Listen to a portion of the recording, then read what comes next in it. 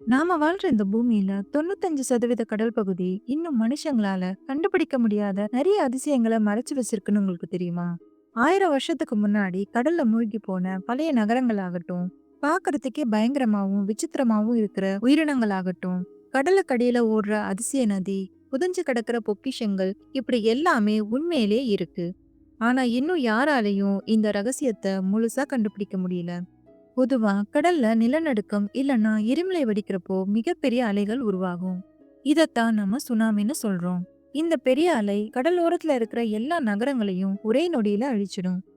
Tonga நாட்டின் தலைநகரான Nuku அலோஃபால இருந்து 65 கிலோமீட்டர் டிஸ்டன்ஸ்ல கடலுக்கடியில ஒரு எரிமலை மறைஞ்சிருக்கு. இதுதான் ஃபேமஸான டோங்கா எரிமலை. இந்த எரிமலை சரியா ஜனவரி 2022ல வெடிச்சப்போ ஒரு மிகப்பெரிய சுனாமி உருவாச்சு. இந்த சுனாமி அப்போ உருவான பெரிய அலை வெறும் 20 நிமிஷத்திலேயே கரைக்கு வந்திருக்கு. இந்த எரிமலை வெடிச்சப்போ உண்டான நிலநடுக்கத்தை நியூசிலாந்துல இருந்த மக்களும் உணர்ந்ததா சொல்லியிருக்காங்க. அந்த அளவுக்கு இதோட பலம் அதிகமா இருந்திருக்கு. சேட்டலைட் இமேஜஸ் வச்சு ஆராய்ச்சி செஞ்ச விஞ்ஞானிகள் இந்த எரிமலை வெடிப்பு ஹிரோஷிமா அணுகுண்டை விட 100 மடங்கு அதிக பலத்தோட இருந்திருக்குன்னு கண்டுபிடிச்சப்போ எல்லாருமே ஆச்சரியப்பட்டாங்க.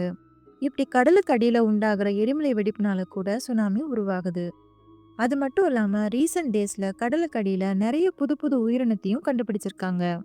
இந்த உயிரினம் எல்லாம் சுனாமி அளவுக்கு ஆபத்தானது இல்லைன்னாலும் இதெல்லாம் பார்க்கறதுக்கு ரொம்ப பயங்கரமா இருக்குன்னு சொல்றாங்க. இன்னைக்கு இந்த வீடியோல நாம கடலுக்கடியில கிடைச்ச மர்மமான அதே நேரத்துல வித்தியாசமான சில அதிசயத்தை பத்தி தான் பார்க்க போறோம். ஃபுல் வீடியோ பார்க்கறதுக்கு சேனல் நேம்க்கு கீழே இருக்கிற லிங்கை கிளிக் பண்ணுங்க.